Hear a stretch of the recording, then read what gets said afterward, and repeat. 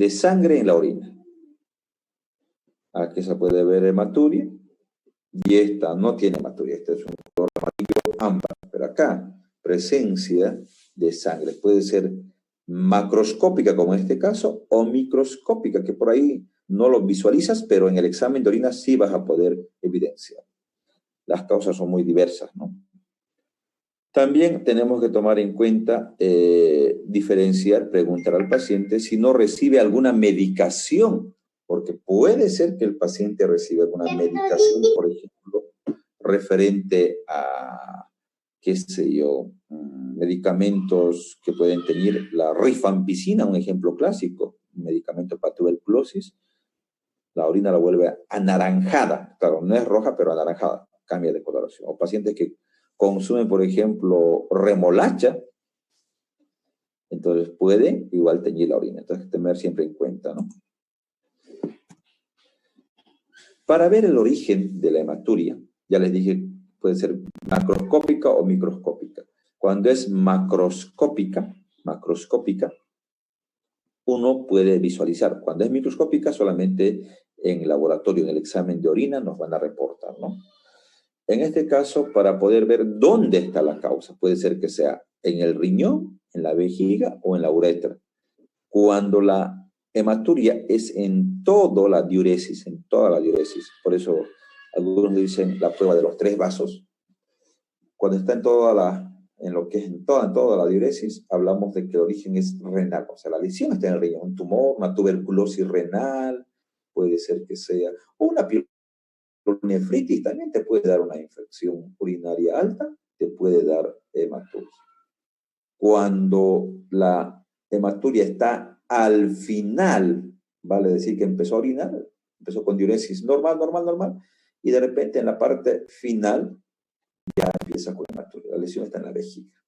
Cuando el paciente refiere hematuria al inicio de la micción de la diuresis, y tiene hematuria, la lesión está en la uretra. Una uretritis, por ejemplo, podría tranquilamente producir, ¿no? Ahí están las causas de hematuria. Renales pueden ser las causas posrenales o hematológicas. En este caso, las renales, por ejemplo, la lesión está en el riñón. Una glomerulonefritis aguda o crónica puede darse.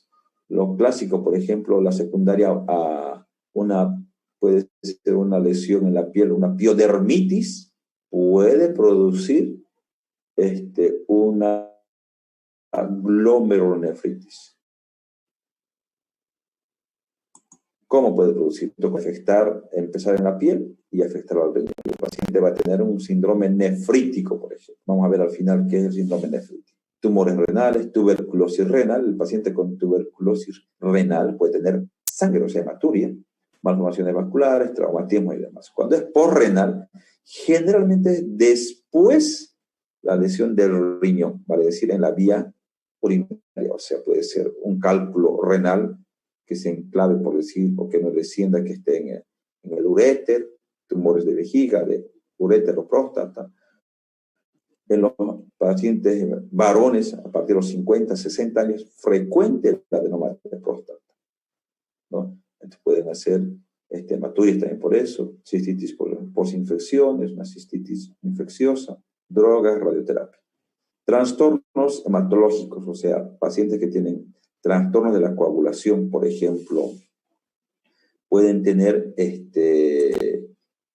alteraciones, ya sea en la coagulación, plaquetopenias, pueden tener alteraciones de la hemoglobina, anticoagulantes, pacientes que toman anticoagulantes como los pacientes cardíacos pueden tomar lo que es la warfarina o anticoagulantes parenterales como la heparina, pueden producir sangrados hematuria.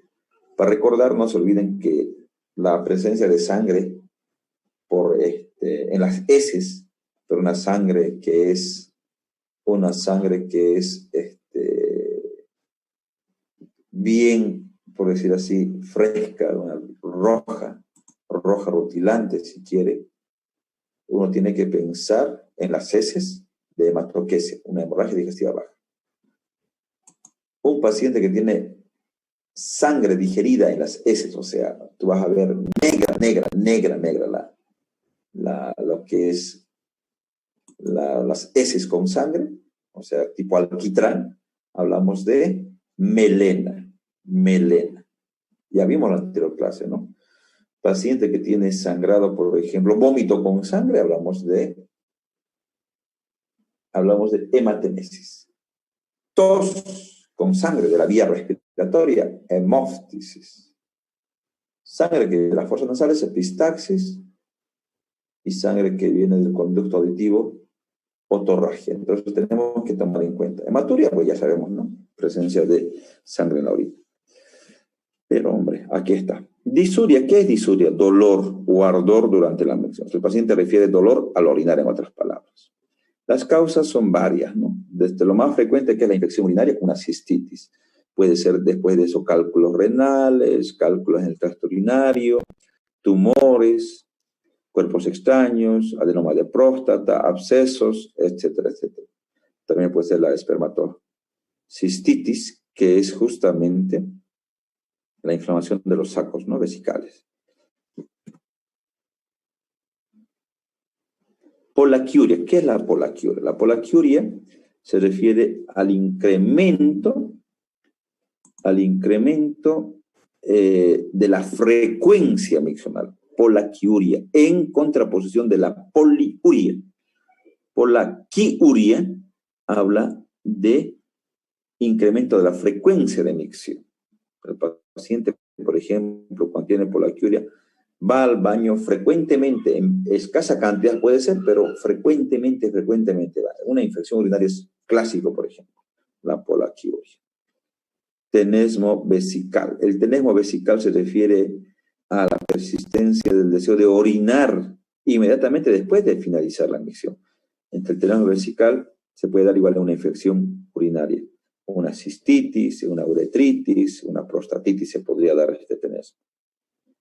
La urgencia miccional se refiere al deseo imperioso de orinar, pero sin que la vejiga esté llena. Normalmente nosotros, cuando vamos a hacer diuresis, cuando está la vejiga llena, pues uno tiene una urgencia.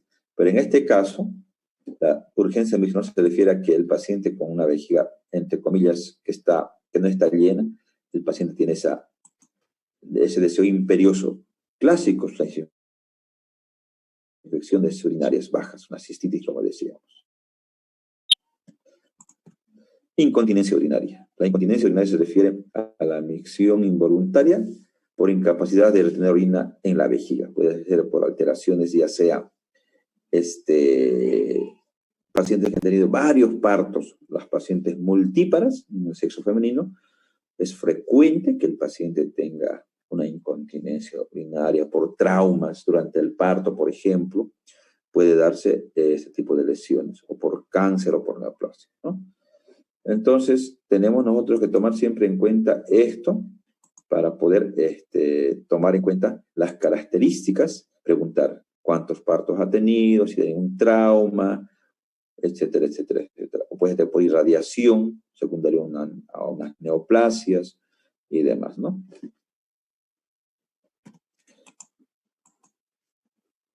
Las causas, dijimos, pueden ser varias: epispadias, alteraciones del meato urinario, fístulas, pueden ser vesiclovaginales. Se puede dar a estas fístulas en neoplasias, entre lo que es la vagina y la vejiga, infecciones, neoplasias, trastornos neurológicos también se puede dar, pacientes que han sufrido de una meningitis, de un ACV, pacientes con embarazo y demás, ¿no? ¿Qué es la enuresis? La enuresis es la micción involuntaria durante las horas del sueño. Generalmente es frecuente en algunos niños, por ejemplo, en los niños, es frecuente, ¿no?, que algunos mojan la cama. Se puede deber generalmente a procesos, ya sea trastornos psicológicos sobre todo, ¿no?, o factores emocionales. Hay que investigar. Pero la enuresis es esa, ¿no?, la micción durante las horas del sueño. Nicturia, como lo dice, es la diuresis por la noche, el aumento de la frecuencia urinaria durante la noche, ¿no? Cuando el paciente está durmiendo, incrementa las ganas de orinar. Normalmente en la noche pues uno va a veces una vez y esto, unos no van ninguna vez, pero cuando aumenta en la noche puede ser secundario, uno, a problemas de insuficiencia cardíaca, renal, cirrosis hepática, adenoma de próstata y demás puede producir todo eso, ¿no? Alteraciones del volumen, o sea, la cantidad. Cuando está disminuida la cantidad, menos de 400 ml diarios, en 24 horas, yo pensaré que ese paciente tiene oliguria, tiene un problema probablemente renal o disminución de la ingesta de líquidos. Anuria, disminución de lo que es la cantidad sobre todo, ¿no? En la anuria se refiere a disminución de la cantidad menor a 100 ml, la anuria. Menos de 100 ml hablamos de anuria. Oliguria, incremento de la cantidad más de 3 litros. Entonces, oliguria, por ejemplo, en referencia a lo que es la oliguria, en Argentina, por ejemplo, habla de 500 ml o menos, ¿no? Pero algunos libros dicen 400 ml. Las causas, por ejemplo, de poliuria, las causas de poliuria pueden ser diversas. Pueden ser de causa renal o de causa extrarrenal. De causa renal, lo más frecuente, por ejemplo, son los pacientes que van a tener, por ejemplo, diabetes. Los pacientes con diabetes van a hacer poliuria, van a incrementar la cantidad. Pero hay unas patologías como la insuficiencia renal aguda o crónica.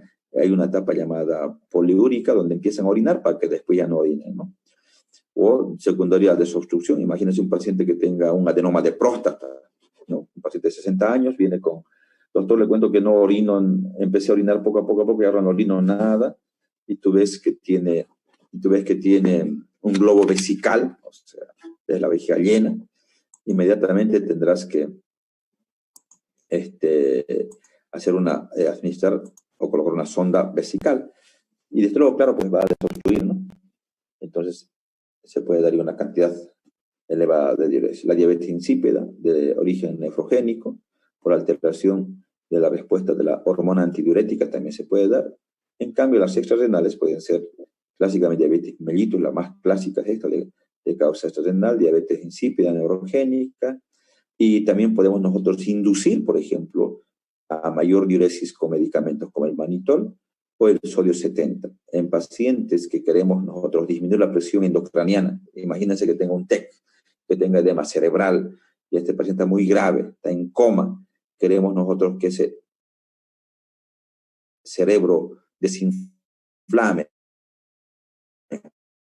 En otras palabras, cerebral podemos entrar o cloruro de sodio. La hipercalcemia también es otra causa, ¿no? Guanuria. ¿Qué causas hacen para que la diuresis disminuya?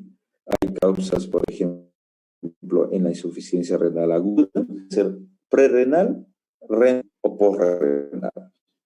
Entonces, estos pacientes que tienen algún prerrenal, nosotros tomaremos en cuenta la insuficiencia renal aguda, por ejemplo, pacientes que tienen que han hecho un choque hipovolémico, pacientes deshidratados, pueden hacer insuficiencia renal por disminución de la volemia, sobre todo. Pacientes que tienen ya alteraciones del parénquima, o sea, hablamos de una insuficiencia renal parenquimatosa, lesión del riñón, en otras palabras. Estos pacientes, por ejemplo, van a tener una alteración, ya sea netamente del riñón. Va a haber secundaria una isquemia, o puede ser tóxicas a medicamentos, por ejemplo, los aminoglucósidos producen nefrotoxicidad, ya llámese gentamicina, amicacina y demás van a producir nefrotoxicidad. O la vancomicina, que se usa para el estafilococo, un antimicótico como, por ejemplo, anfotericina B, pueden producir lesión en el riñón. Entonces, y otras causas infecciosas y de hipersensibilidad o problemas de alergia, entre comillas, un síndrome de Dres puede llevar también a esto, ¿no? Obstructiva, ya sea por un cálculo, puede ser obstruir, o el famoso adenoma de próstata. En las personas mayorcitas ya puede producir adenoma de próstata, ¿no?